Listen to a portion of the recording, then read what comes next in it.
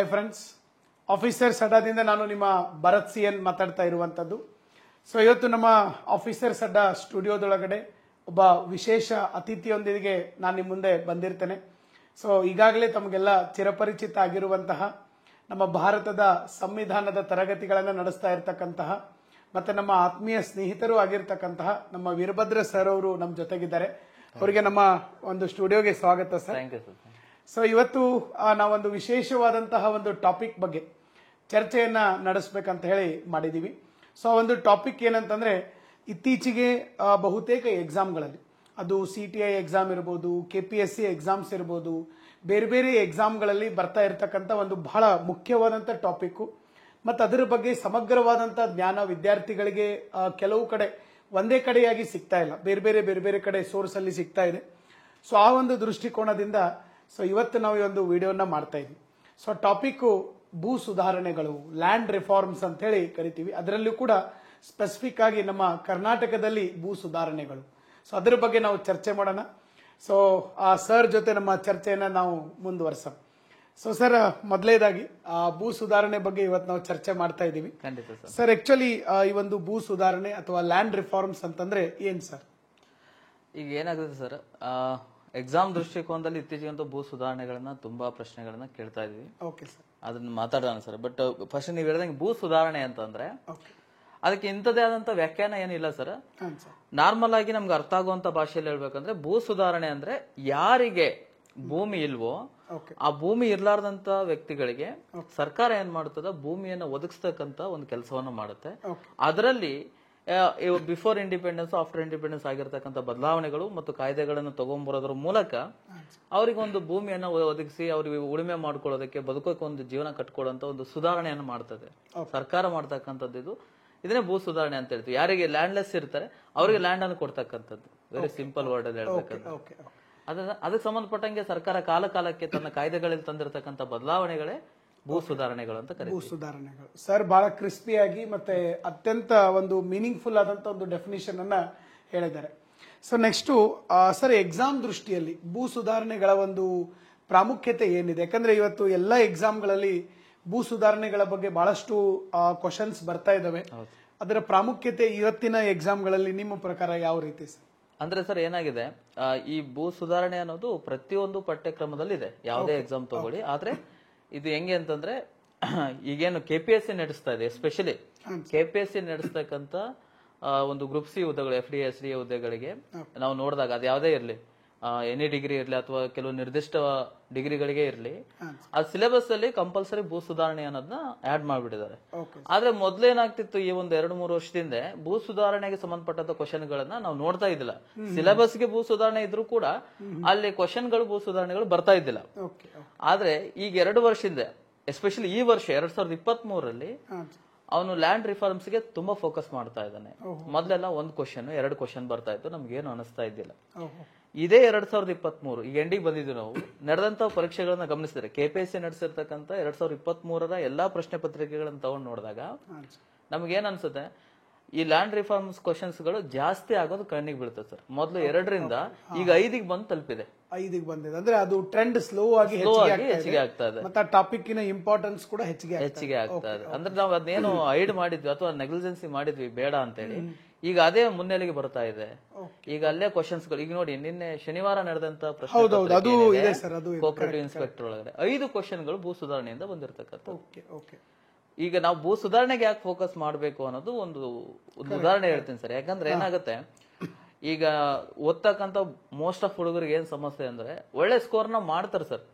For example, ಈ cut off 110ಕ್ಕೆ ನಿಂತ್ರೆ 105, 106 ಅಥವಾ 104 ಈ ತರ ಅವ್ರ ಸ್ಕೋರ್ ಗಳನ್ನ ತಗೊಂಡು ಆ ಒಂದು ಉದ್ಯೋಗದಿಂದ ವಂಚಿತರಾಗ್ತಕ್ಕಂಥದ್ದು ನಾವು ನೋಡ್ತಾ ಇದ್ವಿ. ಅಂತ ಹುಡುಗರು ಏನಿದ್ದಾರೆ ಎಸ್ಪೆಷಲಿ, ಅಂದ್ರೆ ಈಗ ನನಗೆ ಇನ್ನೊಂದು 5 ಮಾರ್ಕ್ಸ್ ಬಂದ್ಬಿಟ್ರೆ ನಾನು ಅಪಾಯಿಂಟ್ ಆಗ್ಬಿಡ್ತಿದೆ, ಇನ್ನೊಂದು 4-5 ಮಾರ್ಕ್ಸ್ ಅಲ್ಲೇ ಹೋಗ್ಬಿಟ್ಟಿತ್ತು ನಂದು ಅಂತೇನ್ ಫೀಲ್ ಮಾಡ್ಕೊಂಡು ಗಿಲ್ಟಿಯಲ್ಲಿ ಇರ್ತಾರೆ. ಅವರು ಇಂಥವುಗಳನ್ನ ಚೆನ್ನಾಗಿ ಫೋಕಸ್ ಮಾಡ್ಬಿಟ್ರೆ ಆ ಗಿಲ್ಟ್ ಅನ್ನೋದೇ ಹೋಗ್ಬಿಡ್ತದೆ. ಜಾಸ್ತಿ ಸ್ಕೋರ್ ಗಳನ್ನ ಮಾಡಬಹುದು. ಅಂದ್ರೆ ಇಲ್ಲಿ 5 ಬಂತಲ್ವಾ, ಅದೇ ತರ RDPR ಒಳಗಡೆ ಒಂದು 4, ಆತರ ಇಲ್ಲಿ ಒಂದು ಪರ್ಟಿಕ್ಯುಲರ್ ಒಂದಿಷ್ಟು ಸಬ್ಜೆಕ್ಟ್ ಗಳಿದಾವೆ, ಅವುಗಳನ್ನ ನಾವು ಫೋಕಸ್ ಮಾಡೋದ್ರಿಂದ ನಮ್ಗೇನು ಬರ್ಡನ್ ಆಗ್ತಾ ಇದೆ, ಇನ್ನೊಂದು 5 ಮಾರ್ಕ್ಸ್ ಅಂತೀವಲ್ಲ, ಅದನ್ನ ಕ್ಲಿಯರ್ ಮಾಡಿಕೊಂಡು ನಾವು ಈಸಿಯಾಗಿ ಜಾಬ್ನ ತಗೋಬಹುದು. ಇದೊಂದು ಒಳ್ಳೆ ವೇದಿಕೆ ನನ್ ಕೇಳಿದ್ರೆ, ಒಂದು ಅವಕಾಶ. ಕರೆಕ್ಟ್. ಇತ್ತೀಚಿನ ಸಂದರ್ಭದಲ್ಲಿ ಕ್ವಶನ್ಗಳು ಹೆಚ್ಚು ಬರ್ತಾ ಇದಾವೆ. ಮತ್ತೆ ಸರ್ ಹೇಳ್ದಂಗೆ ಮೊನ್ನೆ ಶನಿವಾರ ನಡೆದಂತ ಎಕ್ಸಾಮು ಕೋಆಪರೇಟಿವ್ ಇನ್ಸ್ಪೆಕ್ಟರ್ ಹುದ್ದೆಗೆ ಒಂದು ಎಕ್ಸಾಮ್ ನಡೀತು.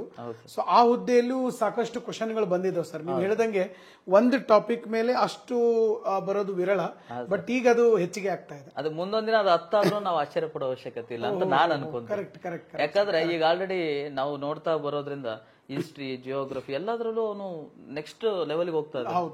ಹಾಗಾಗಿ ನಾಳೆ ಭೂ ಸುಧಾರಣೆಯಲ್ಲೂ ನೆಕ್ಸ್ಟ್ ಲೆವೆಲ್ ಹೋದ್ರೆ ನಾವು ಆಶ್ಚರ್ಯ ಪಡೋ ಅವಶ್ಯಕತೆ. ಹೌದು ಸರ್. ಇತ್ತೀಚೆಗೆ ಏನಾಗ್ತಾ ಇದೆ, ಸ್ವಲ್ಪ ಹೊಸ ಟೈಪ್ ಕ್ವಶನ್, ಈಗ ಫಾರ್ ಎಕ್ಸಾಂಪಲ್ ಭೂ ಸುಧಾರಣೆಗಳಿರ್ಬೋದು, ಆಮೇಲೆ ಕೆಲವೊಂದ್ ಕಡೆ ಡಿಸಿಷನ್ ಮೇಕಿಂಗ್ ಕ್ವಶನ್ಸ್ ಇರ್ಬೋದು, ಮತ್ತೆ ಎನ್ವೈರನ್ಮೆಂಟ್ ಅಂಡ್ ಇಕಾಲಜಿ ಕ್ವಶನ್ಸ್ ಇರ್ಬೋದು, ಇಂಥವೆಲ್ಲ ಸ್ಲೋ ಆಗಿ ಸ್ವಲ್ಪ ಪ್ಯಾಟರ್ನ್ ಕೂಡ ಡಿಫರ್ ಮಾಡ್ತಾ ಇದ್ದಾರೆ.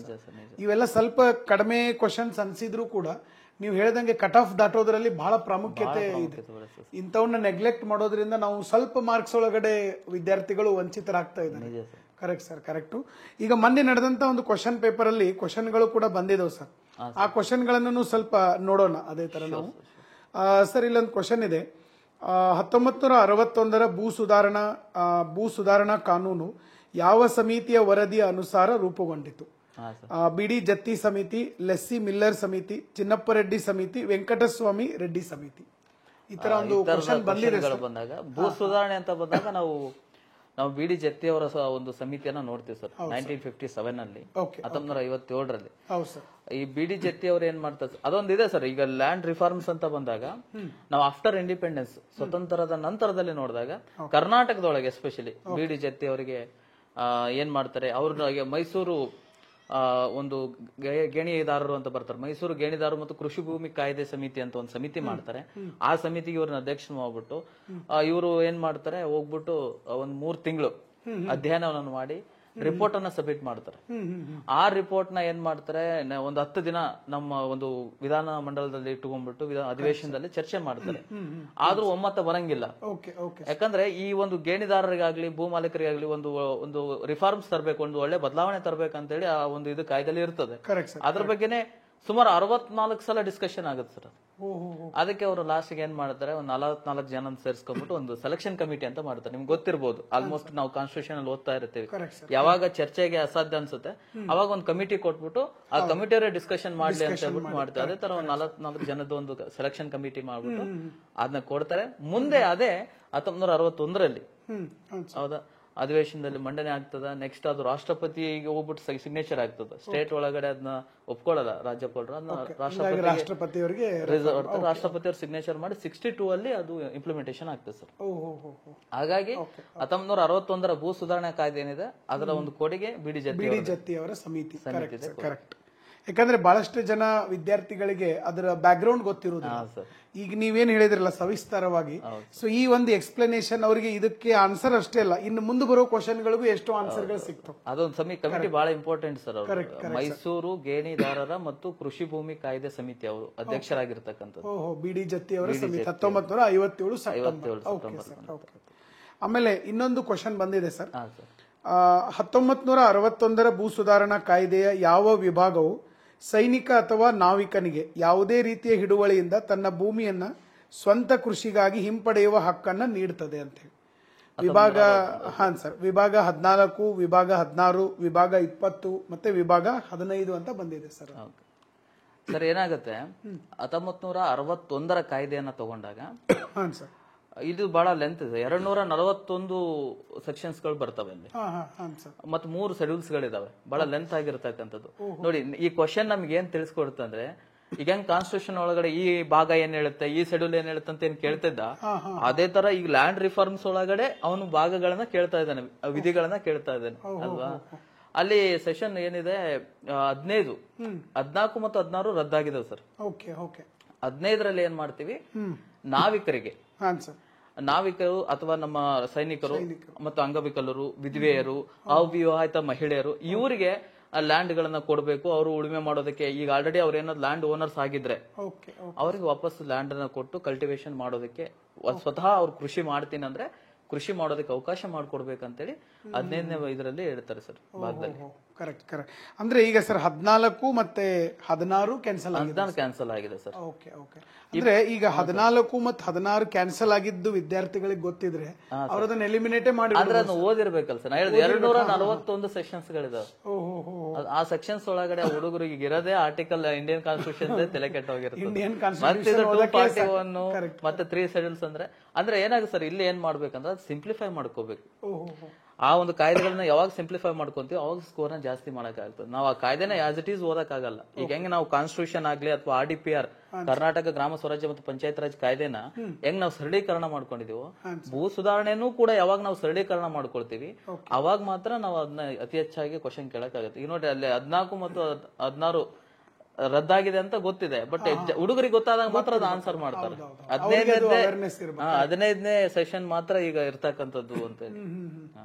20ನೇದು ಇವ್ರಿಗೆ ಅನ್ವಯಿಸಂಗಿಲ್ಲ, ಸೈನಿಕರಿಗೆ ಅನ್ವಯಿಸಂಗಿಲ್ಲ ಅದು. ಹಂಗಾಗಿ ನಾವು ಅಂದ್ರೆ ಸ್ವಲ್ಪ ಅದ್ರ ಬಗ್ಗೆ ನಾಲೆಜ್ ಇದ್ರು ನಾವು ಎಲಿಮಿನೇಷನ್ ಅನ್ನ ಮಾಡಬಹುದು, ಅದು ಗೊತ್ತಿರಬೇಕು. ಓಕೆ ನೆಕ್ಸ್ಟ್ ಇನ್ನೊಂದು ಕ್ವಶನ್ ಬಂದಿದೆ ಸರ್ ಮೊನ್ನೆ ಎಕ್ಸಾಮ್ ಒಳಗಡೆ. 1961 ಕರ್ನಾಟಕ ಭೂ ಸುಧಾರಣಾ ಕಾಯ್ದೆ 26ನೇ ವಿಭಾಗ ಕೆಳಗಿನ ಯಾವ ನಿಬಂಧನೆಯನ್ನ ಮಾಡಿದೆ? ಭೂಮಿಯ ಸರಳ ಅಡಮಾನ, ಭೂಮಿಯ ಲಾಭದಾಯಕ ಅಡಮಾನ, ಭೂಮಿಯ ದೀರ್ಘಕಾಲಿಕ ಅಡಮಾನ, ಭೂಮಿಯ ಶಾಶ್ವತ ಅಡಮಾನ ಅಂತ ಹೇಳಿ ಬಂದಿದೆ ಸರ್.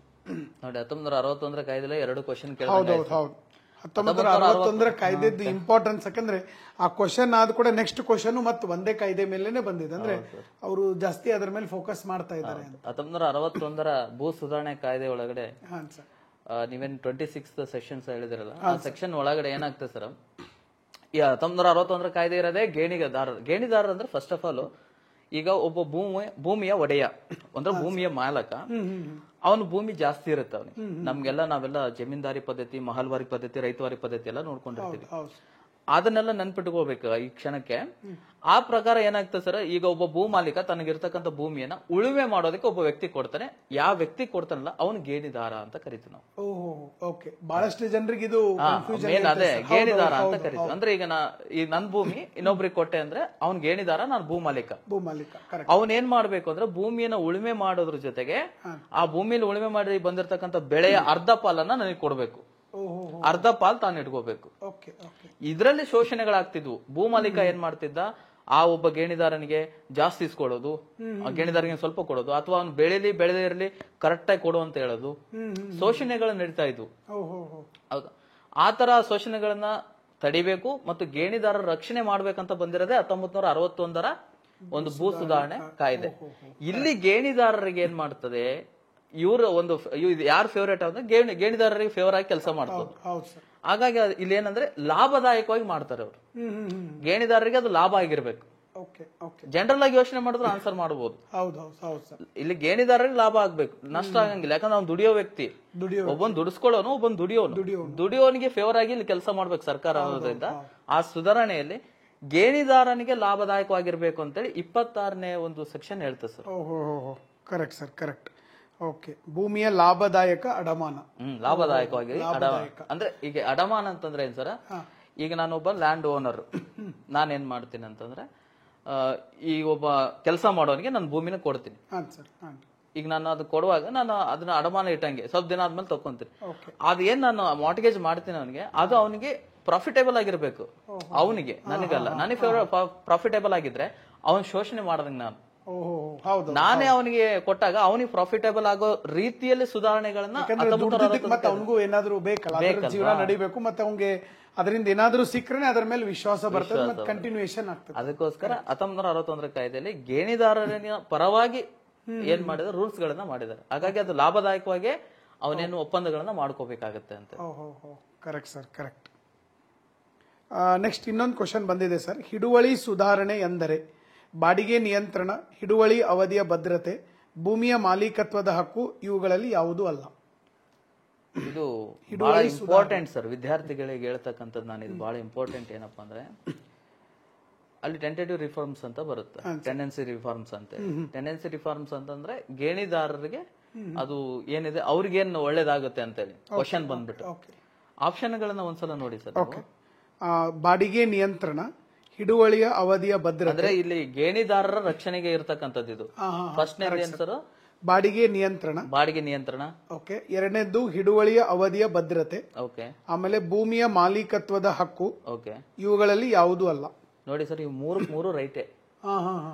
ಇದೇ ಕ್ವಶನ್ ನಾವು ಇಂಗ್ಲಿಷ್ ವರ್ಷನ್ ಅಲ್ಲಿ ನೋಡಿದ್ರೆ ಆಲ್ ಆಫ್ ದ ಅಬೋ ಅಂತ ಐತಿ, ಆಪ್ಷನ್ ಡಿ.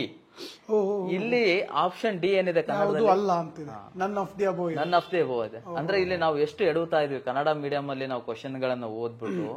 ಈ ಮೂರು ಕೂಡ ಗೇಣಿದಾರರಿಗೆ ಫೇವರೇಬಲ್ ಇದಾವೆ, ಲಾಭದಾಯಕವಾಗಿರ್ತಕ್ಕಂಥ ಮೂರು ಕೂಡ ಒಳ್ಳೆ. ಈಗ ಹಿಡುವಳಿ ಅಂತಂದ್ರೆ ಅದು ಹೊಲ ಮಡಕ್ ತಗೊಂಡಿರ್ತಾನೆ, ಅವರಿಗೆ ಬಾಡಿಗೆ ನಿಯಂತ್ರಣನೂ ಬೇಕಾಗಿರ್ತದೆ. ನಾವು ಹಿಡುವಳಿದಾರನಾಗಿ ಯೋಚನೆ ಮಾಡ್ಬೇಕು. ಅವಧಿಯ ಭದ್ರತೆ, ಈಗ ಅವ್ರು ಏನೋ ಒಂದು ಬೆಳೆ ಬೆಳೀತಾ ಇರ್ತಾರ, ಅದು ಬೆಳೆ ಇನ್ನೂ ಒಂದ್ ಸ್ವಲ್ಪ ದಿವಸ ಬೆಳೆದಿರ್ತದೆ, ಈಗಾಗಲೇ ಶ್ರಮ ಹಾಕಿರ್ತಾರೆ, ಆ ಟೈಮ್ ಒಳಗಡೆ ಬೇರೆದವರಿಗೆ ಇಸ್ಕೊಂಡ್ಬಿಟ್ರೆ ಅವ್ರಿಗೂ ಲಾಸ್ ಆಗ್ತದೆ.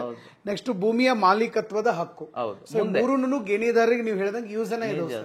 ಈಗ ಏನಾಗುತ್ತೆ, ಈ 1952 ಮತ್ತು 54 ಒಂದು ಈ ಗೇಣಿದಾರರ ನಿಯಮಗಳನ್ನ ನೋಡಿದಾಗ ಅಲ್ಲೇನ್ ಹೇಳ್ತಾರೆ, ಗೇಣಿದಾರರಿಗೆ ಒಂದು 12 ವರ್ಷ ಆಗಿತ್ತಂದ್ರೆ ಅವ್ರು ಲ್ಯಾಂಡ್ ತಗೋಬಹುದು ಅನ್ನೋದಿರುತ್ತೆ. ಮತ್ತೆ ಅಲ್ಲಿ ಭದ್ರತೆ ಬೇಕಲ್ಲ ಸರ್, ಅಲ್ಲಿವರೆಗೂ ನಮಗೆ ಮಾಲೀಕತ್ವದ ಹಕ್ಕಿರುತ್ತದೆ. ಅದನ್ನು ಕೂಡ ನಮ್ಗೆ ಒಳ್ಳೇದೇ. ಆ ಕಾರಣದಿಂದ ಗೇಣಿದಾರರಿಗೆ ಈ 3 ಪಾಯಿಂಟ್ ಫೇವರೇಬಲ್ ಇದಾವೆ.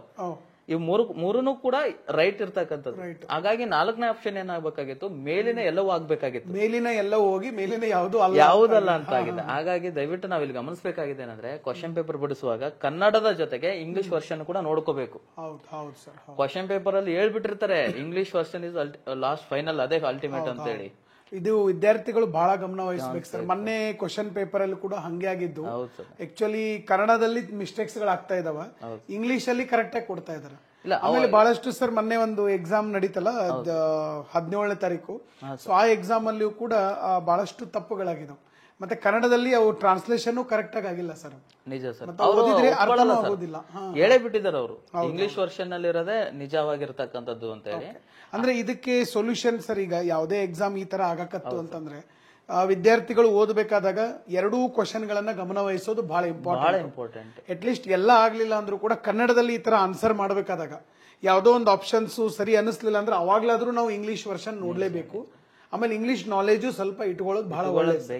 ಯಾಕಂದ್ರೆ ಕ್ವಶನ್ ನಾವು ನೋಡ್ಬೇಕಂದ್ರೆ ಅದ್ರ ಬಗ್ಗೆ ಆ ಮೀನಿಂಗ್ ಆದ್ರೂ ನಮಗೆ ಗೊತ್ತಿರ್ಬೇಕಲ್ಲ. ಖಂಡಿತ ಸರ್. ಓಕೆ, ಈಗ ಟೆನೆನ್ಸಿ ಅಂದ್ರೆ ಅದ್ರ ಮೀನಿಂಗ್ ನಮ್ ಕನ್ನಡದಲ್ಲಿ ಗೊತ್ತಿದ್ರೆ ನಾವು ಅದನ್ನ ಮಾಡಬಹುದು. ಹೌದಲ್ಲ ಸರ್? ಖಂಡಿತ ಸರ್, ಇಂಗ್ಲಿಷ್ ನಾಲೆಜ್ ಬೇಕಾಗತ್ತೆ. ನಾವು ಅದನ್ನ ಹೈಡ್ ಮಾಡೋದೇನಿಲ್ಲ, ನಮಗೆ ಬರಲ್ಲ ಅಂತ ಹೇಳಿ ನಾವು ತಪ್ಪು ತಿಳ್ಕೊಳ್ಳೋದೇನಿರಲ್ಲ. ಕಲಿಯೋದಕ್ಕೆ ಬಹಳ ಅವಕಾಶಗಳಿದಾವೆ. ನಾವೇನಾದ್ರೂ ಇದನ್ನ ಇಗ್ನೋರ್ ಮಾಡ್ತಾ ಹೋಗ್ಬಿಟ್ರೆ ಅದ್ರ ಎಫೆಕ್ಟ್ ನಾವೇ ಅನುಭವಿಸಬೇಕಾಗ್ತದೆ. Correct sir, correct. ನಿಜ. ಹಂಗಾಗಿ ವಿದ್ಯಾರ್ಥಿಗಳಿಗೆ ಸ್ವಲ್ಪ ಗಮನ ಹರಿಸಬೇಕಾಗ್ತದೆ ಇದ್ರ ಬಗ್ಗೆ. ಓಕೆ, ಇನ್ನೊಂದು ಕ್ವಶನ್ ಬಂದಿದೆ ಸರ್. ಇದು ಮೈಸೂರು ಟೆನೆನ್ಸಿ ಆಕ್ಟ್ ಗೆ ಸಂಬಂಧಪಟ್ಟಂಗೆ ಬಂದಿದೆ. ಇದು 1954 ಮೈಸೂರು ಟೆನೆನ್ಸಿ ಕಾಯ್ದೆಗೆ ಸಂಬಂಧಿಸಿದ ಹೇಳಿಕೆಗಳಾಗಿವೆ ಅಂತ ಹೇಳಿ ಒಂದು 4 ಹೇಳಿಕೆ ಕೊಟ್ಟಿದ್ದಾನೆ ಸರ್. ಗೇಣಿಯ ಪ್ರಮಾಣ ಬ್ರಾಕೆಟ್ ಅಲ್ಲಿ ರಾಶಿ 1/4ಕ್ಕಿಂತ ಅಧಿಕವಾಗಿರಕೂಡದು. ಆಮೇಲೆ ಬಿ 12 ವರ್ಷಗಳಿಗಿಂತ ಅಧಿಕ ಕಾಲ ಗೇಣಿದಾರನಿಗೆ ಭೂ ಒಡೆಯನನ್ನಾಗಿಸುವುದು. ಭೂಮಿಯನ್ನು ಮಾರಾಟ ಮಾಡುವ ಅಧಿಕಾರ ರೈತನಿಗೆ ನೀಡಿತು. ಡಿ ಭೂಮಿಯ ಒಡೆಯ ತನ್ನ ಸ್ವಂತ ಸಾಗುವಳಿಗೆ ಗೇಣಿದಾರನಿಂದ ಭೂಮಿಯನ್ನ ಪಡೆಯುವುದು. ಈ ತರ ಇದೆ ಸರ್. ಇದಕ್ಕೆ ಆಪ್ಷನ್ 1, 2, 3, 4 ಆನ್ಸರ್ ಕೊಟ್ಟಿದ್ದಾನೆ. ABC ಸರಿ, ಎ ಮತ್ತು ಡಿ, ACD, ABD ಅಂತಿದೆ. ಇದನ್ನ ನೀವು ನೋಡಿದ್ರೆ ನಿಮ್ಗೆ ಕ್ಲಿಯರ್ ಆಗುತ್ತೆ ಸರ್. ಸರ್, ಏನಾಗುತ್ತೆ 1954 ಮೈಸೂರು ಟೆನೆನ್ಸಿ ಆಕ್ಟ್ ಅಂತಂದ್ರೆ ಟೆನೆನ್ಸಿ ಅವಲ್ಲ ಹೇಳೋದು, ಗೇಣಿದಾರರು, ಕರೆಕ್ಟ್, ಸಾಗುವಳಿದಾರರು ಅಂತ ಬರುತ್ತೆ. ಭೂಮಿಯನ್ನ ಸಾಗುವಳಿ ಮಾಡ್ತಕ್ಕಂಥ ವ್ಯಕ್ತಿ, ಅವನಿಗೆ ಅವನ ಫೇವರೇಬಲ್ ಆಗಿ ಅವನಿಗೆ ಅನುಕೂಲ ಆಗೋ ರೀತಿಯಲ್ಲಿ ಒಂದು ಕಾಯ್ದೆನ ತಗೊಂಡ್ಬರ್ತೀವಿ 1952 ಅಲ್ಲಿ. ಅದಾದ್ಮೇಲೆ ಅದಕ್ಕೊಂದಿಷ್ಟು ತಿದ್ದುಪಡಿಯನ್ನ 54 ಅಲ್ಲಿ ಮಾಡ್ತೀವಿ. ಅದಕ್ಕೂ ಇವೆಲ್ಲಕ್ಕೂ ಮುಂಚೆ ನಾವು ಗೇಣಿದಾರರ ರಕ್ಷಣೆ ಹಕ್ಕುಗಳ ಕಾಯ್ದೆ ಅಂತ ಹೇಳ್ಬಿಟ್ಟು 1888 ಬರುತ್ತೆ ಸರ್. ಅದನ್ನೇ ರೆಫರೆನ್ಸ್ ಇಟ್ಕೊಂಡಿರ್ತೀವಿ ಎಲ್ಲಿವರೆಗೂ, 52ರವರೆಗೂ. 1888 ಅದೇ ರೆಫರೆನ್ಸ್ ಇಟ್ಕೊಂಡಿರ್ತೀವಿ. 1952 ಬದಲಾವಣೆಗಳನ್ನ ಮಾಡ್ಕೊಂತೀವಿ, ಒಂದು ಕಾಯ್ದೆನ ತಗೊಂಡ್ಬರ್ತಾರೆ. ಯಾಕಂದ್ರೆ ಅವಾಗ ಒಂದ್ ಸ್ವಲ್ಪ ಫೋರ್ಸ್ ಇರ್ತದೆ ಸರ್. ಯಾಕಂದ್ರೆ 52 ಏನ್ ಆಫ್ಟರ್ ಇಂಡಿಪೆಂಡೆನ್ಸ್ ಸ್ವಲ್ಪ ನಮ್ಮಲ್ಲಿ ಆಗ್ತಾನೆ ಭೂಮಿ ಬಗ್ಗೆ ಸ್ವಲ್ಪ ಒಲವು ಬಂದಿರ್ತದೆ ಜನಕ್ಕೆ. ಅವಾಗ ಏನ್ ಆಲ್ರೆಡಿ ಅವ್ರಿಗೆ ಒಂದೊಂದು ತೊಂದರೆಗಳಿರ್ತವೆ, ಅದ್ ಸೊಲ್ಯೂಷನ್ಗೋಸ್ಕರ ಏನ್ ಮಾಡ್ತಾರೆ, ಗೇಣಿದಾರರಿಗೋಸ್ಕರ ಒಂದು ಕಾಯ್ದೆನ ತಗೊಂಡ್ಬರ್ತಾರೆ 52 ತಂದಿರೋದನ್ನ 54 ತಿದ್ದುಪಡಿಗಳನ್ನ ಮಾಡ್ಕೊಳ್ತೀವಿ. ಅದರಲ್ಲಿ ಇವ್ರು ಕೇಳಿರ್ತಕ್ಕಂಥದ್ದು ಏನೇನಿದೆ, ಗೇಣಿದಾರರು 1/4 ಕೊಡ್ಬೇಕು ಅಂತಿದೆ, ಅಂದ್ರೆ ಗೇಣಿಯನ್ನ ಕೊಡ್ತಕ್ಕಂಥದ್ದು. ಫಸ್ಟ್ ಏನಿತ್ತು ಸರ್, 1888 ಪ್ರಕಾರ ಅರ್ಧದಷ್ಟು ಕೊಡ್ಬೇಕು ಅಂತ ಇತ್ತು. ಅಂದ್ರೆ ಈಗ ನಾನು 100 ರೂಪಾಯಿ ಬೆಳೆದ್ರೆ 50 ರೂಪಾಯಿ ಓನರ್ಗೆ, 50 ರೂಪಾಯಿ ನನಗೆ ಫಸ್ಟ್. ಅದಾದ್ಮೇಲೆ ಈ 1952ರ ಕಾಯ್ದೆಯಲ್ಲಿ ಸ್ವಲ್ಪ ತಿದ್ದುಪಡಿಯನ್ನ ಮಾಡ್ತಾರೆ. ಮುಂದೆ ತಿದ್ದುಪಡಿಯನ್ನು ಮಾಡಿ ಐ ಥಿಂಕ್ 55ರಲ್ಲಿ ತಿದ್ದುಪಡಿಯನ್ನು ಮಾಡ್ತಾರೆ. ಮಾಡ್ಬಿಟ್ಟು ಏನ್ ಮಾಡ್ತಾರೆ, ಈ ಮಲ್ನಾಡಲ್ಲಿ ಬೆಳೀತಕ್ಕಂತ ಭೂಮಿ ಏನಿದೆ ಆ ಭೂಮಿಯವರು 1/4 ಕೊಡ್ಬೇಕು ಕಂದಾಯ. ಅಂದ್ರೆ ಆ ಒಂದು ಲಾಭವನ್ನ ಅಲ್ಲಿ ಕೊಡ್ಬೇಕು ಓನರ್ಗೆ 1/4. ಈ ಮೈದಾನ ಪ್ರದೇಶದವ್ರು ನಾವೇನಿದೀವಿ, ನಾವು ಉತ್ತರ ಕರ್ನಾಟಕದವರು, ನಾವು 1/3 ಕೊಡ್ಬೇಕಂತಿದೆ. ಇಲ್ಲಿ ಏನ್ ಹೇಳಿದ್ರೆ 1/4ಕ್ಕಿಂತ ಅಧಿಕವಾಗಿರಬಾರದು ಅಂತಿದೆ. ಅಂದ್ರೆ ಬಿಲೋನೇ ಇದೆ. ಮತ್ತು 12 ವರ್ಷಗಳಿಗಿಂತ ಅಧಿಕ ಕಾಲ ಗೇಣಿದಾರನಿಗೆ 12 ವರ್ಷಕ್ಕಿಂತ ಅಧಿಕವಾಗಿ ಅವನು ಏನಾದ್ರೂ ಗೇಣಿಗಾರಿಕೆ ಮಾಡಿದ್ರೆ ಅವನು ಭೂ ಒಡೆಯನಾಗಬಹುದು ಅಂತಿದೆ 2ನೇ ಆಪ್ಷನ್. ಅಂದ್ರೆ ಇದೆ, ಅವಕಾಶ ಇದೆ. 12 ವರ್ಷಕ್ಕೊಮ್ಮೆ ಅವ್ರು ಚೇಂಜ್ ಮಾಡ್ಬೇಕು ಬೇರೆದವರಿಗೆ. ಇಲ್ಲ ಸರ್, ಒಬ್ಬ ಗೇಣಿದಾರ ಅಂದ್ರೆ ಈಗ ಒಬ್ಬ ಲ್ಯಾಂಡ್ ಲಾರ್ಡ್ ಇರ್ತಾನೆ, ಹೌದಾ, ಭೂ ಮಾಲೀಕ ನನಗೆ ಭೂಮಿ ಕೊಟ್ಟಿರ್ತಾನೆ. ಕಳೆದ 12 ವರ್ಷದಿಂದ ನಾನು ಭೂಮಿ ಉಳುಮೆ ಮಾಡ್ತಾ ಇದ್ದೀನಿ, ನನ್ನ ಮೇಲೆ ವಿಶ್ವಾಸ ಇಟ್ಟಿದ್ದಾನೆ ಅವನು. ಆತರ ಏನಾದ್ರೂ ನಾನು 12 ವರ್ಷದವರೆಗೂ ನಾನು ಉಳುಮೆ ಮಾಡಿದ್ರೆ ನಾನು ಭೂ ಒಡೆಯನ ಆಗಬಹುದು ಅಂತಿದೆ. ಯಾವ ತರ ಸರ್ ಅದು? ಭೂ ಒಡೆತನ ಅವನಿಗೆ ಟ್ರಾನ್ಸ್ಫರ್ ಆಗಿಬಿಡುತ್ತೆ. Very good. ಭೂಮಿ ಲ್ಯಾಂಡ್ ಇದೆ ಅಲ್ಲ ಸರ್, ಈ ಲ್ಯಾಂಡ್ ಓನರ್ ನಾನು. 12 ವರ್ಷ ನಾನು ಒಬ್ರಿಗೆ ಉಳುಮೆ ಮಾಡಕ್ ಕೊಟ್ಟಿದ್ದೀನಿ. ಅವನು 12 ವರ್ಷ ಉಳುಮೆ ಮಾಡಿದ ಮೇಲೆ ಅವನು ಮಾಲೀಕನಾಗೋದಕ್ಕೆ ಅರ್ಹತೆ ಪಡೀತಾನೆ ಈ ಕಾಯ್ದೆಯ ಪ್ರಕಾರ. ಹಂಗಂದ ತಕ್ಷಣ ಹೊಲ ಮಾರದಂತಲ್ಲ, ಅರ್ಹತೆ ಎಲಿಜಿಬಿಲಿಟಿ ಪಡಿತಾನೆ. ಅಫ್ಕೋರ್ಸ್ ಪಡಿತಾನೆ ಸರ್, ಯಾಕಂದ್ರೆ ಅವನು ಸುರಕ್ಷಿತ ಗೇಣಿದಾರ ಅಂತ ಅನ್ಸ್ಕೊಳ್ತಾನೆ. 12 ವರ್ಷಗಳ ಕಾಲ ಒಬ್ಬರ ಮೇಲೆ ಅವ್ರ ವಿಶ್ವಾಸ ಇಟ್ಟಿದ್ದಾರೆ. ಆ ಗೇಣಿದಾರ 1954ರ ಗೇಣಿದಾರರ ಒಂದು ಕಾಯ್ದೆ ಪ್ರಕಾರ ಅವನೊಬ್ಬ ಸುರಕ್ಷಿತ ಗೇಣಿದಾರ. ಈ ಕಾಯ್ದೆ ಪ್ರಕಾರ ಅವನು ಎಲಿಜಿಬಲ್ ಆಗ್ತಾನೆ ಪಡ್ಕೊಳ್ಳೋದಕ್ಕೆ ಅಂತ. ಇನ್ನು ಭೂಮಿಯನ್ನು ಮಾರಾಟ ಮಾಡುವ ಅಧಿಕಾರ ರೈತನಿಗಿದೆ ಇಲ್ಲ ಸರ್, ಇಲ್ಲ. ಪರಭಾರೆ ಮಾಡುವಂತಿಲ್ಲ, ಅಂದ್ರೆ ಮಾರಾಟ ಮಾಡಕ್ ಬರಲ್ಲ. ಮಾರಾಟ ಮಾಡೋದು ಮಾಲೀಕರಿಗೆ ಬಿಟ್ಟಿದ್ದು. ಈಗ ನನ್ನ ಹೆಸರು ಮೇಲೆ ಆದ್ಮೇಲೆ ನಾನೊಬ್ಬ ಸಾಗುವಳಿದಾರ, ನಾನೊಬ್ಬ ಗೇಣಿದಾರ, ನನಗೆ ನನ್ನ ಹೆಸರು ಮೇಲೆ ಲ್ಯಾಂಡ್ ಆದ್ಮೇಲೆ ನಾನು ಅದನ್ನ ಮತ್ತೆ ಮಾರಾಟ ಮಾಡಕ್ ಬರಲ್ಲ. ನನಗೆ ಲ್ಯಾಂಡ್ ಕೊಡೋ ಉದ್ದೇಶ ರಿಫಾರ್ಮ್ಸ್ ಯಾಕೆ ಮಾಡಿದಾರೆ ನನ್ನ ಮೇಲೆ ಅಂತಂದ್ರೆ, ಗೇಣಿದಾರರಿಗೆ ಯಾಕೆ ಇಷ್ಟೊಂದು ಒಳ್ಳೇದ್ ಮಾಡಿದಾರೆ ಅಂದ್ರೆ ನೀನ್ ಬದುಕು ಅಂತ.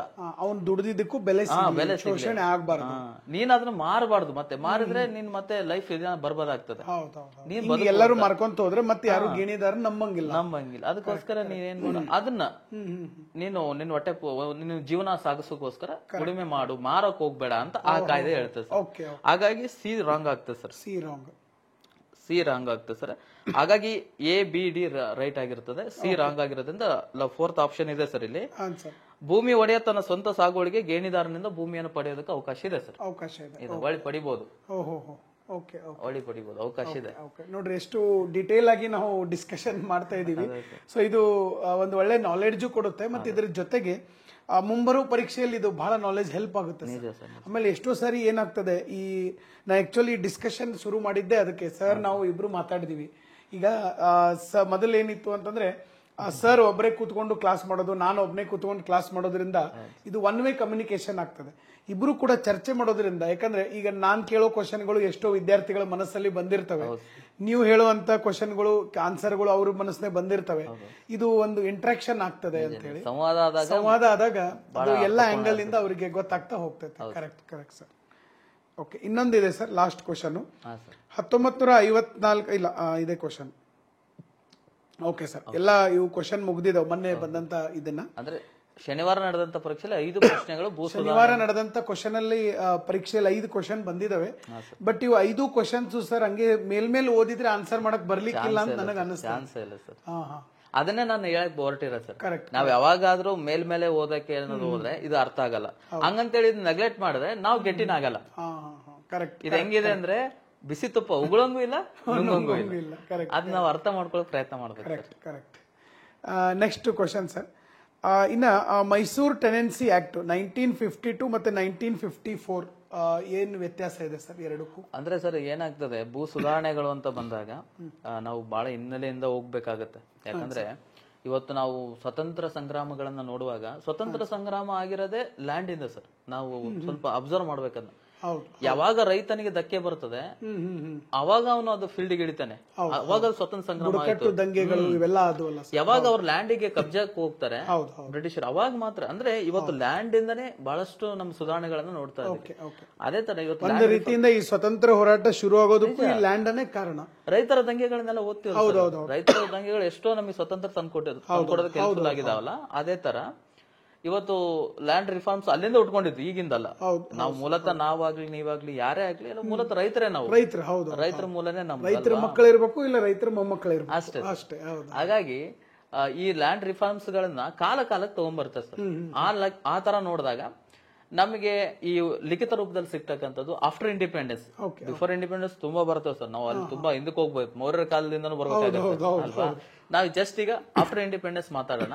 ಸ್ವತಂತ್ರ ನಂತರದಲ್ಲಿ ಏನಾಗ್ತದೆ ಸರ್, ಈ 1952 ಮತ್ತು 52ರಲ್ಲಿ ಒಂದು ಕಾಯ್ದೆ ತಗೊಂಡ್ಬರ್ತಾರೆ, ಹೌದಾ, ಗೇಣಿದಾರರ ಕಾಯ್ದೆ ಅಂತ ಹೇಳ್ಬಿಟ್ಟು. ಈ ಮೈಸೂರು ಗೇಣಿದಾರರ ಒಂದು ರಕ್ಷಣಾತ್ಮಕ ಒಂದು ಕಾಯ್ದೆ ತರ್ತಾರಲ್ಲ, ಇದನ್ನೇ 54ರಲ್ಲಿ ತಿದ್ದುಪಡಿ ಮಾಡ್ತಾರೆ. 52ರ ಕಾಯ್ದೆ ಏನ್ ಹೇಳುತ್ತೆ, ಹೌದಾ, ಈ ಒಂದು ಗೇಣಿದಾರರಿಗೆ ರಕ್ಷಣೆ ಕೊಡ್ತಕ್ಕಂಥದ್ದು. ಅಲ್ಲಿ ಹೆಸರು ಹೇಳ್ತದೆ ಗೇಣಿದಾರದು, ಮೈಸೂರು ಗೇಣಿದಾರರ ಒಂದು ರಕ್ಷಣಾತ್ಮಕ ಕಾಯ್ದೆ ಏನಿದೆ ಅವ್ರ ರಕ್ಷಣೆ ಬಗ್ಗೆ ಹೇಳ್ತದೆ. ಏನ್ ರಕ್ಷಣೆ, ಈಗ ಇಲ್ಲಿ ಗುರುತಿಸ್ತಾರೆ ಸರ್, ಇಲ್ಲಿ ಗೇಣಿದಾರರನ್ನ ಗುರುತಿಸ್ತಕ್ಕಂಥದ್ದು. ಒಂದು ಕಾಯಂ ಗೇಣಿದಾರರು, ಇನ್ನೊಂದು ಕದೀಮ ಗೇಣಿದಾರರು ಅಂತ ಇಬ್ರು ಬರ್ತಾರೆ. ಕದೀಮ್ ಅಂದ್ರೆ ಕೆಟ್ಟದಂತಲ್ಲ, ಇಲ್ಲಿ ಕಾಯಂ ಗೇಣಿದಾರರು ಅಂದ್ರೆ ಈಗ ಬಹಳ ವರ್ಷಗಳಿಂದ ನಮ್ಮಪ್ಪ ಮಾಡ್ಕೊಂಡ್ ಬರ್ತಿದ್ದ, ನಮ್ಮಪ್ಪನಿಂದ ನನಗ್ ಬಂತು, ನನ್ನಿಂದ ನನ್ನ ಮಕ್ಕಳಿಗೆ ಬಂತು, ಆತರ ವಂಶ ಪಾರಂಪರ್ಯಕ್ಕೆ ಬಂದಿರತಕ್ಕಂತ ಒಂದು ಗೇಣಿಗಾರಿಕೆನ ಕಾಯಂ ಗೇಣಿಗಾರಿಕೆ ಅಂತ ಕರಿತೀವಿ. ಇನ್ನು ಕದೀಮ ಗೇಣಿದಾರರು ಅಂದ್ರೆ, ಕದೀಮ ಗೇಣಿದಾರ ಅಂದ್ರೆ ಸಿಂಪಲ್ ಸರ್. ಅಂದ್ರೆ ಅವ್ರು ಏನ್ ಮಾಡ್ತಾರೆ ಅಂದ್ರೆ, ಅವರೊಂದಿಷ್ಟು ಭೂ ಕಂದಾಯವನ್ನ ಕಟ್ತಾ ಇದ್ರು. ಕಾಯಂ ಗೇಣಿದಾರ ಅಷ್ಟು ಭೂ ಕಂದಾಯದಲ್ಲಿ ಬರೋದಿಲ್ಲ, ಕೇವಲ ಆ ಒಂದು ಭೂ ಮಾಲೀಕನಿಗೆ ಮಾತ್ರ ದುಡ್ಡನ್ನು ಕೊಡ್ತಿದ್ರು. ಇವ್ರ ಜೊತೆಗೆ ಏನ್ ಮಾಡ್ತಿದ್ರು ಅಂದ್ರೆ ಭೂ ಕಂದಾಯವನ್ನು ಕೂಡ ಕಟ್ತಾ ಇದ್ರು. ಹಾಗಾಗಿ ಇವ್ರನ್ನ ಈ ತರ ಸಪರೇಟ್ ಮಾಡ್ತೀವಿ. ಎಲ್ಲಿ 1952ರ ಒಂದು ಕಾಯ್ದೆ. ಅದಾದ್ಮೇಲೆ ಇವರು ಕೂಡ ನಾನು ಹೇಳಿದ್ನಲ್ಲ, ಫಸ್ಟ್ ಅರ್ಧದಷ್ಟು ಗೇಣಿಯನ್ನ ಕೊಡ್ತಾ ಇದ್ರು. ಆ ನಂತರದಲ್ಲಿ ಈ ಕಾಯ್ದೆ ಬಂದ ಮೇಲೆ ಇಲ್ಲಪ್ಪ ನೀನು ಏನೋ ಮೈದಾನ ಪ್ರದೇಶದವನಾಗಿದ್ರೆ ಅಥವಾ ಹೊರಭೂಮಿಯವನಾಗಿದ್ರೆ ನೀನು 1/3 ಕಟ್ಟು, ಮಲೆನಾಡೋರಾಗಿದ್ರೆ 1/4 ಕಟ್ರಿ, ನಿಮ್ಗೆ ಮಳೆ ಗಿಳೆ ಚಲೋ ಬರ್ತದ, ಅದ 1/4 ಕಟ್ರಿ. ಆತರ ಎಲ್ಲ ಇದ್ ಮಾಡ್ಬಿಟ್ಟು ಡಿವೈಡ್ ಮಾಡಿ ಗೇಣಿಯನ್ನ ಕಟ್ಸ್ಕೊಳ್ಳೋದಕ್ಕೆ ಒಂದಿಷ್ಟು ನಿಯಮಗಳು ಮತ್ತು ಗೇಣಿದಾರರಿಗೆ ರಕ್ಷಣಾತ್ಮಕ ಕಾರ್ಯಗಳನ್ನ ಮಾಡ್ತಾರೆ. 54ರಲ್ಲಿ ಏನಾಗ್ತದೆ, ಸ್ವಲ್ಪ ಈ ಗೇಣಿದಾರಲ್ಲಿ ವಿಧಗಳನ್ನ ತಗೊಂಡ್ಬರ್ತೇವೆ. ಅಲ್ಲಿ 3 ವಿಧಗಳು ಬರ್ತವೆ: ಸುರಕ್ಷಿತ ಗೇಣಿದಾರ, ಅಸುರಕ್ಷಿತ ಗೇಣಿದಾರ ಮತ್ತು ಸಾಮಾನ್ಯ ಗೇಣಿದಾರ ಅಂತ ಬರ್ತಾರೆ. ಅಲ್ಲಿ 2 ಭಾಗಗಳನ್ನ ಮಾಡಿದ್ರು, ಇಲ್ಲಿ 3 ಭಾಗಗಳನ್ನ ಮಾಡ್ತಾರೆ. ಇಲ್ಲಿ ಸುರಕ್ಷಿತ ಗೇಣಿದಾರ ಅಂದ್ರೆ ಯಾರು 9 ವರ್ಷಕ್ಕಿಂತ ಹೆಚ್ಚು ಕಾಲ ಭೂಮಿಯನ್ನ ಉಳುಮೆ ಮಾಡಿರ್ತಾರೆ ಅವನು ಸುರಕ್ಷಿತ ಗೇಣಿದಾರ. 5 ವರ್ಷದಿಂದ 9 ವರ್ಷದವರೆಗೂ ಗೇಣಿದಾರ ಮಾಡಿರ್ತಕ್ಕಂಥವನು ಅಸುರಕ್ಷಿತ. 5ರಿಂದ 9 ವರ್ಷದ ಒಳಗೆ. ಅದ 5 ವರ್ಷಕ್ಕಿಂತ ಕೆಳಗಡೆ ಗೇಣಿಗಾರಿಕೆ ಮಾಡ್ತಾ ಇದ್ದವನು, ಭೂಮಿಯನ್ನ ಉಳುಮೆ ಮಾಡ್ತಿದ್ದ, ಸಾಗುವಳಿ ಮಾಡ್ತಿದ್ದ ಅಂದ್ರೆ ಅವನನ್ನ ಸಾಮಾನ್ಯ ಗೇಣಿದಾರ ಅಂತ ಕರಿತೀವಿ. ಈ ರೀತಿ 3 ರೀತಿಯಲ್ಲಿ ಗೇಣಿದಾರನ ವಿಂಗಡಿಸ್ತೀವಿ. ಇಲ್ಲಿ 54ರದ ವಿಶೇಷ ಏನಪ್ಪಾ ಅಂದ್ರೆ ಅವರಿಗೆ ಕೊಂಡುಕೊಳ್ಳುವ ಶಕ್ತಿ ಬರುತ್ತೆ. ಅಲ್ಲಿ 52ರಲ್ಲಿ ಕೊಂಡುಕೊಳ್ಳೋದಿರಲ್ಲ. ಈಗ ಇವನು ಭೂ ಮಾಲೀಕನಾಗುವ ಶಕ್ತಿ ಬರುತ್ತೆ ಸರ್ ಇವನಿಗೆ. ಅಲ್ಲಿವರೆಗೂ ಭೂ ಮಾಲೀಕ ಇರಲ್ಲ. 54ರಲ್ಲಿ ಫಸ್ಟ್ ಆಫ್ ಆಲ್ ಇವ್ನು ಏನ್ ಮಾಡ್ಬಿಡ್ತಾರೆ, ಆಯ್ತಪ್ಪ ನೀನ್ ಕೊಂಡುಕೊಳ್ಳೋದಿದೆ, ನೀನ್ ಕೊಂಡ್ಕೋಬಹುದು ಭೂಮಿಯನ್ನ, ನೀನೇನು ಉಳುಮೆ ಮಾಡ್ತಾ ಇದ್ರ ಅದನ್ನೇ ಕೊಂಡ್ಕೋಬಹುದು ಅಂತ ಹೇಳಿ ಒಂದು ಅವಕಾಶ ಮಾಡ್ಕೊಡ್ತಾರೆ. ಹಾಗಾದ್ರೆ ಕೊಂಡ್ಕೊಳ್ಳೋದಾದ್ರೆ ಎಷ್ಟು ಕೊಂಡ್ಕೋಬೇಕು, ಅಷ್ಟನ್ನು ಕೊಂಡ್ಕೋಬೇಕಾ? ಇಲ್ಲ, ಲ್ಯಾಂಡ್ ಓನರ್ನ ಕನ್ಸಿಡರ್ ಮಾಡ್ಬೇಕಾಗತ್ತೆ. ಅದಕ್ಕೆ ಒಂದು ಲಿಮಿಟ್ ಮಾಡ್ಬಿಟ್ರು, ಮ್ಯಾಕ್ಸಿಮಮ್ 25 ಎಕರೆ ತಗೋಬೇಕಷ್ಟೇ. ಮ್ಯಾಕ್ಸಿಮಮ್ 25 ಎಕರೆ ಅಷ್ಟೇ. ಆ 25 ತಗೊಂಡಾಗ ಮತ್ತೆ ಆ ಒಂದು ಭೂ ಮಾಲೀಕನಿಗೆ ಹೊಲನೇ ಇರ್ಲಾರ್ದಂಗ್ ತಗೋಬಾರ್ದು. ಫಾರ್ ಎಕ್ಸಾಂಪಲ್ ಅವನ ಹತ್ರ 100 ಎಕರೆ ಇದ್ರೆ ನೀನ್ 25 ಎಕರೆ ತಗೋಬೇಕು. ಒಟ್ಟು 25 ಎಕರೆನ ಫೈನಲ್ ಮಾಡಿದ್ರು. 25 ಎಕರೆನೆ ಫೈನಲ್ ಮಾಡ್ಬಿಡ್ತಾರೆ. ಹಾಗಾಗಿ 52ರಲ್ಲಿ ಸಿಗ್ಲಾರ್ದಂಥದ್ದು 54ರಲ್ಲಿ ಸಿಗುತ್ತೆ. ಗೇಣಿದಾರರಿಗೆ ಒಂದು ಸಂತೋಷದ ವಿಚಾರ ಏನಪ್ಪಾ ಅಂದ್ರೆ ನಾವು ಭೂಮಿಯನ್ನು ಖರೀದಿಸಬಹುದು, ಮಾಲೀಕರಾಗಬಹುದು ಅಂತ. ಕರೆಕ್ಟ್. ಅಂದ್ರೆ ಇದು ಗೇಣಿ ತಗೊಳ್ಳೋದು, ಅವ್ರು ಹೊಲ ಮಾಡೋದು, ಈ ಒಂದು ಸೈಕಲ್ ಇಂದ ಹೊರಗಡೆ ಬರಬಹುದು, ಅವರು ಮಾಲೀಕರಾಗಬಹುದು. ಅಂದ್ರೆ ಅವ್ರಿಗೆ ಒಂದು ಇನ್ನೊಂದು ಸ್ವಲ್ಪ ಅವ್ರಿಗೆ ಒಂದು ಯಾವ ರೀತಿ ಒಂದು ಈ ರಿಫಾರ್ಮ್ ಒಳಗಡೆ ಮುಖ್ಯ ವಾಹಿನಿಗೆ ಬರಕ್ ಇನ್ನೊಂದು ಅವಕಾಶ ಮಾಡಿಕೊಟ್ಟಂಗೆ. ಸರ್ ಎಷ್ಟು ಖುಷಿ ವಿಚಾರ ಆ ಟೈಮಲ್ಲಿ ಅಂದ್ರೆ, ಈಗ ನಾವು ಒಂದು ಮನೆನ ಕಾಯತಕ್ಕಂತ ಒಬ್ಬ ಕಾವಲಿಗ, ನಾಳೆಯಿಂದ ಈ ಮನೆನೇ ನಿಂದು ಅಂದ್ರೆ ಎಷ್ಟು ಖುಷಿ ಆಗ್ತದ ಅವನಿಗೆ, ಕರೆಕ್ಟ್ ಅಲ್ವಾ?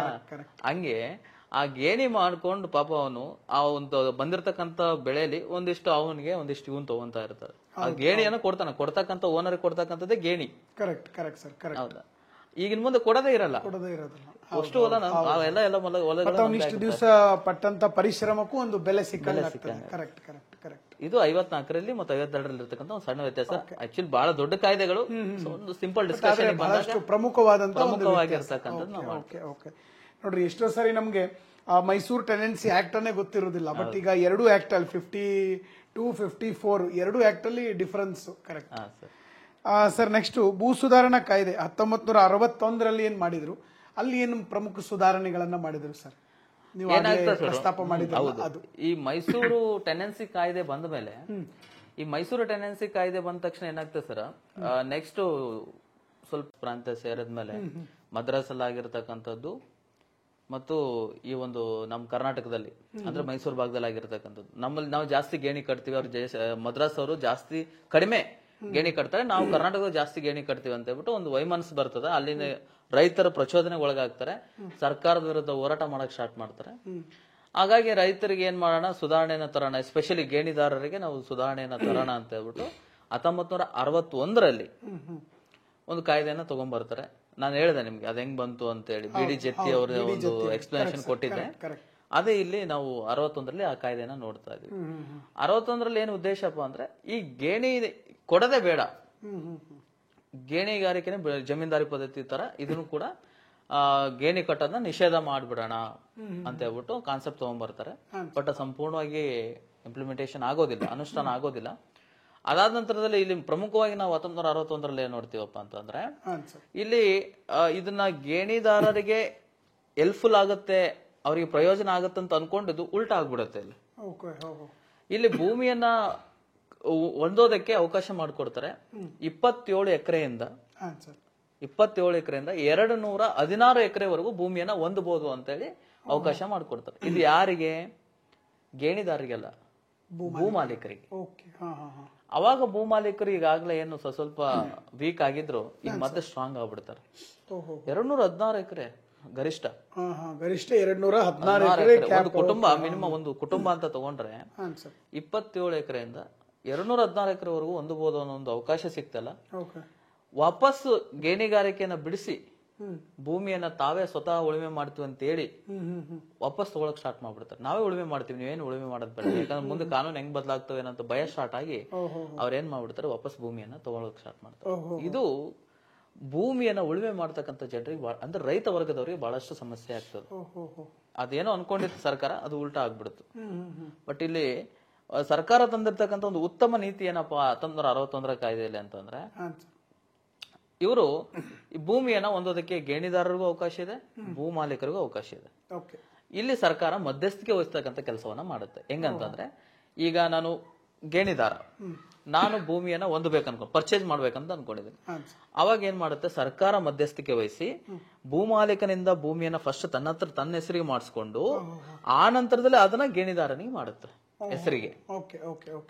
ಅದಾದ ನಂತರದಲ್ಲಿ ಈಗ ಗೇಣಿದಾರನೇ ವಾಪಸ್ ಕೊಡಕ್ ಇಷ್ಟಪಟ್ಟ, ಅಥವಾ ಇಲ್ಲಪ್ಪ ನಾನು ಫುಲ್ ನಾನು ತಗೊಂಡ್ಬಿಡ್ತೀನಿ ಅಂತ ಭೂ ಒಡೆಯನೇ ಫಿಕ್ಸ್ ಆದಾದ್ರು ಸೇಮ್ ಸರ್ಕಾರನೇ ಮಧ್ಯಸ್ಥಿಕೆ ವಹಿಸಿ ಗೇಣಿದಾರನಿಂದ ಇಸ್ಕೊಂಡು ಅದನ್ನ ವಾಪಸ್ ಲ್ಯಾಂಡ್ ಲಾರ್ಡಿಗೆ ಕೊಡ್ತಕ್ಕಂಥದ್ದು. ಭೂ ಒಡೆಯ ಗೇಣಿದಾರರಿಗೆ ಯಾವುದೇ ಕಾರಣದಲ್ಲೂ ಶೋಷಣೆ ಏನು ಆಗಬಾರ್ದು. ಇದು ಒಂದು ಒಳ್ಳೆ ಇದನ್ನೇ ನಾವು 1974ರ ಭೂ ಸುಧಾರಣೆಯಲ್ಲೂ ಕೂಡ ಇದನ್ನೇ ಕ್ಯಾರಿ ಫಾರ್ವರ್ಡ್ ಮಾಡ್ತಾರೆ, ಇದನ್ನೇ ತಗೊಂಡು ಹೋಗ್ತಾರೆ.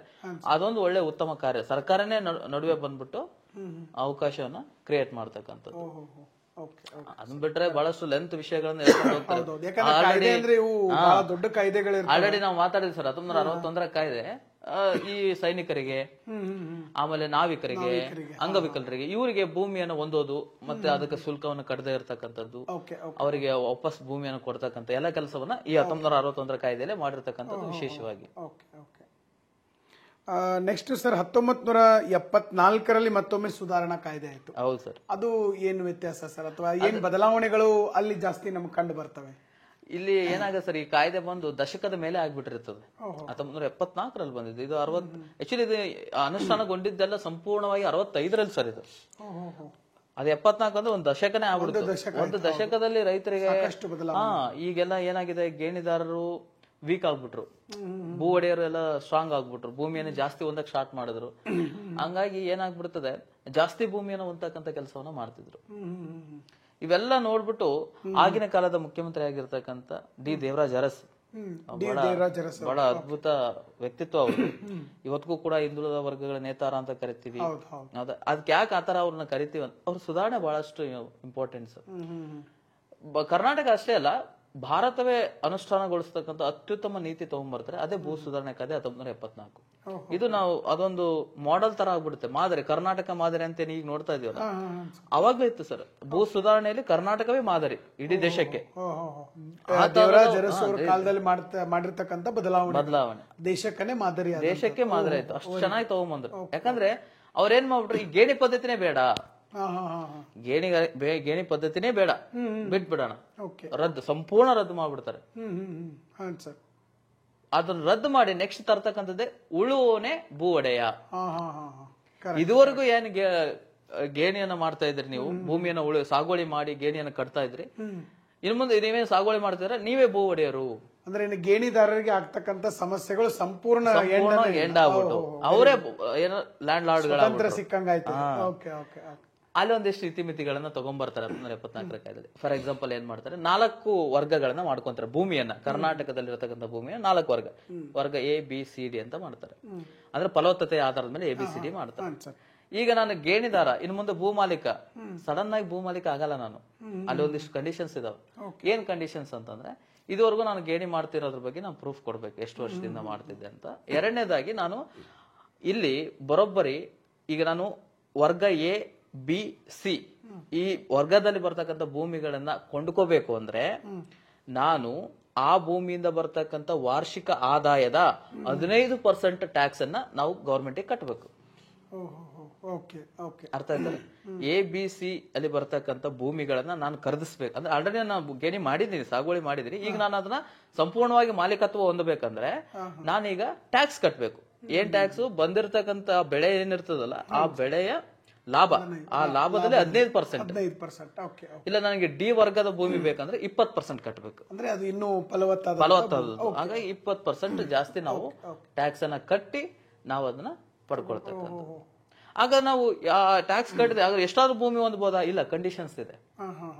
ಎ ವರ್ಗದ ಭೂಮಿ ಆದ್ರೆ 10 ಎಕರೆ ಹೊಂದಬೇಕು, ಬಿ ವರ್ಗದ ಭೂಮಿ ಆದ್ರೆ 20 ಎಕರೆ ಹೊಂದಬೇಕು, ಸಿ ಮತ್ತು ಡಿ ವರ್ಗದ ಆದ್ರೆ 40 ಎಕರೆ ಹೊಂದಬೇಕು, ಈ ತರದ್ದು. ಹಾಗಾದ್ರೆ ನಾನು ಅಷ್ಟಾದ್ರೂ ಹೊಂದಬಹುದಾ? ಇಲ್ಲ, ಅಲ್ಲಿ ಇನ್ನೊಂದು ಕಂಡೀಷನ್ ಇದೆ. ಏನು? ನಿನ್ನ ಆರ್ಥಿಕ ಸ್ಥಿತಿಗತಿ. ಈ ಕಾಯ್ದೆ ಬಂದಾಗ 12,000 ವಾರ್ಷಿಕ ಕೃಷಿಯೇತರ ಆದಾಯ ಇರಬೇಕು. ಕೃಷಿ ಆದಾಯ ಅಲ್ಲ, ಕೃಷಿಯೇತರ ಆದಾಯ 12,000 ದಾಟಬಾರದು ವಾರ್ಷಿಕವಾಗಿ ಅಂತಿತ್ತು.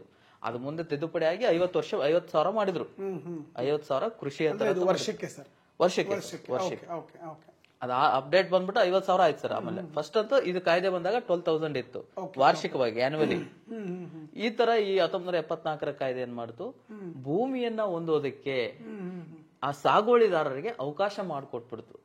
ಭೂಮಿಯನ್ನ ಹೊಂದಿರಬೇಕು, ಮತ್ತೆ ಭೂಮಿಯನ್ನ ಹೊಂದಕ್ಕಾಗಿರ್ಬೇಕು, ಮತ್ತೆ ಅದು ಅತಿಯಾದ ಒಂದು ಶೋಷಣೆನೂ ಆಗಿರಬಾರದು. ಆಮೇಲೆ ಎಲಿಜಿಬಿಲಿಟಿ ಕೂಡ ಅವರು ಫಿಕ್ಸ್ ಮಾಡಿದ್ರು. 61 ಕಾಯ್ದೆಯಲ್ಲಿ ಈ ಟೀ ಎಸ್ಟೇಟ್ಗಳು, ಪ್ಲಾಂಟ್ಸ್ ಗಳನ್ನ ತಗೋಬೇಕಂದ್ರೆ 100 ಎಕರೆ ತಗೊಳಕ್ಕೆ ಅವಕಾಶ ಇತ್ತು. ಈ 1974 ಕಾಯ್ದೆಯಲ್ಲಿ ಅದನ್ನ ತೆಗೆದಾಕ್ಬಿಟ್ರೆ ಎಷ್ಟನ್ನ ತಗೋರಿ ಟೀ ಪ್ಲಾಂಟ್ಸ್. ಯಾಕಂದ್ರೆ ಅವು ಇರೋದೇ ಒಂದು ಸರ್ಟನ್ ಒಂದು ಏರಿಯಾದಲ್ಲಿ ಇರ್ತವೆ, ನೀವು ಅವನ್ನ ಎಷ್ಟಾದ್ರೂ ಹೊಂದಬಹುದು.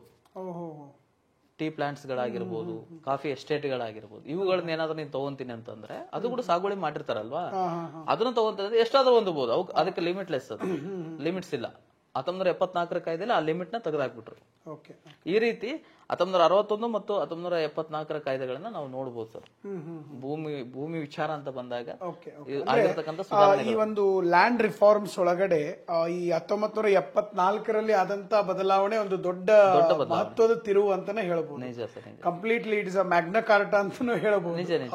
ಖಂಡಿತ. ಕರ್ನಾಟಕ ಯಾಕಂದ್ರೆ ಗೇಣಿದಾರರಿಗೆ ಆಗ್ತಕ್ಕಂತ ಸಮಸ್ಯೆಯನ್ನ ಆಲ್ಮೋಸ್ಟ್ ಪರ್ಮನೆಂಟ್ ಆಗಿನೇ ಎಂಡ್ ಮಾಡುವಂತ ಒಂದು ಕಾಯ್ದೆ. ಹಿಂಗಾಗಿನೇ ದಿ ದೇವರಾಜ್ ಅರಸ್ ಅವ್ರನ್ನ ಹಿಂದುಳಿದ ವರ್ಗಗಳ ನೇತಾರ ಅಂತ ಹೇಳಿ ಕರೀತೀವಿ. ಮತ್ತೆ ಇದರಿಂದಾನೇ ನಮ್ಮ ಕರ್ನಾಟಕ ಮಾಡೆಲ್ ಇವತ್ತು ಇಂಡಿಯಾಗೆ ಮಾದರಿ. ಸೊ ಹಿಂಗಾಗಿ ಈ ಒಂದು ವಿಷಯ ಬಹಳ ಪ್ರಾಮುಖ್ಯತೆಯನ್ನ ಪಡ್ಕೊಂಡಿದೆ ಸರ್. ಅದಕ್ಕೋಸ್ಕರನೇ ನಮ್ಗೆ ಅದು ಸಿಲೆಬಸ್. ಯಾಕಂದ್ರೆ ಒಬ್ಬ ವ್ಯಕ್ತಿ ಅಥವಾ ಒಂದು ವರ್ಗಕ್ಕಿರುವಂತ ಸಮಸ್ಯೆಯನ್ನ ಕಡಿಮೆ ಮಾಡೋದು ಓಕೆ, ಬಟ್ ಸಂಪೂರ್ಣವಾಗಿ ಅದನ್ನ ಕಡಿತಗೊಳಿಸೋದು ಅಥವಾ ತೆಗೆದೇ ಹಾಕೋದು ಇಟ್ಸ್ ಅ ರಿಮಾರ್ಕೆಬಲ್ ಥಿಂಗ್. ಹೌದಲ್ಲ ಸರ್? ಸರ್, ನೆಕ್ಸ್ಟ್ ಇದಕ್ಕೆ ಸಂಬಂಧಿಸಿದಂಗೆ ಮತ್ತೆ ಇತ್ತೀಚೆಗೆ ಏನಾದ್ರೂ ಬದಲಾವಣೆಗಳಾಗಿದಾವ ಸರ್ 24ರ ನಂತರ? ಖಂಡಿತ ಸರ್, ತುಂಬಾ ಆಗಿದಾವೆ. ಅಂದ್ರೆ ಇತ್ತೀಚೆಗೆ ನಾವು ನೋಡೋದಾದ್ರೆ, ಯಾಕಂದ್ರೆ ಸ್ವಲ್ಪ ನಾವು ಭೂ ಸುಧಾರಣೆಗಳ ನಾವು ಇಂಪಾರ್ಟೆಂಟ್ ಕಾಯ್ದೆಗಳನ್ನ ಅಷ್ಟೇ ಮಾತಾಡ್ದಂಗಾಯ್ತು. ಇತ್ತೀಚೆಗೆ 2020ರಲ್ಲಿ ಬದಲಾವಣೆಗಳಾಗಿದೆ. ಅದು ಬಹಳ ಇಂಪಾರ್ಟೆಂಟ್ ಎಕ್ಸಾಮ್ ದೃಷ್ಟಿಕೋನದಲ್ಲಿ. ಅಂದ್ರೆ ಬಹಳ ಇತ್ತೀಚಿನ ಬದಲಾವಣೆ. ಏನ್ ಮಾಡ್ತಿದ್ರೆ 2020ರಲ್ಲಿ ಅಂತಂದ್ರೆ, 2020ರಲ್ಲಿ ಅಮೆಂಡ್ಮೆಂಟ್ ಮಾಡ್ಬಿಟ್ಟು ಕೆಲವೊಂದು ವಿಧಿಗಳನ್ನ ರದ್ದು ಮಾಡ್ಬಿಡ್ತಾರೆ. ಫಾರ್ ಎಕ್ಸಾಂಪಲ್, ಈಗ 63ನೇ ವಿಧಿ ಅಂತ ಬರುತ್ತೆ ಸೆಕ್ಷನ್. ನಿಮ್ಗೆ ಅರ್ಥ ಆಗ್ಲಿ ಅಂತ ವಿಧಿ ಹೇಳಿದೆ ಸೆಕ್ಷನ್. ಆ 63ನೇ ಸೆಕ್ಷನ್ ನ ರದ್ದುಗೊಳಿಸ್ತಾರೆ.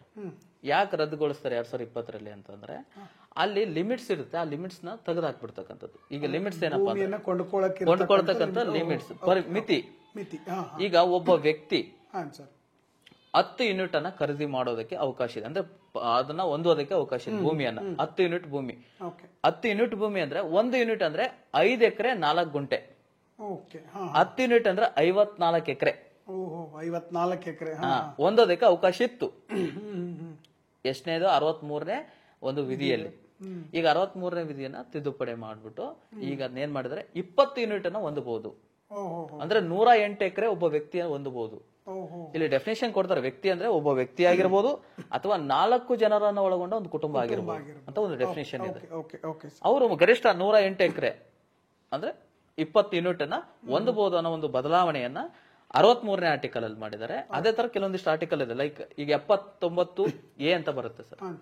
79A ಅಂತಂದ್ರೆ ಇದು ಮಿತಿ, ಹಣದ ಮಿತಿ. ಇದು ಈಗ 25 ಲಕ್ಷಕ್ಕಿಂತ ವಾರ್ಷಿಕ ಆದಾಯ ಕಡಿಮೆ ಇರೋರು ಭೂಮಿಯನ್ನ ಹೊಂದಬಹುದು ಅಂತ ಇತ್ತು.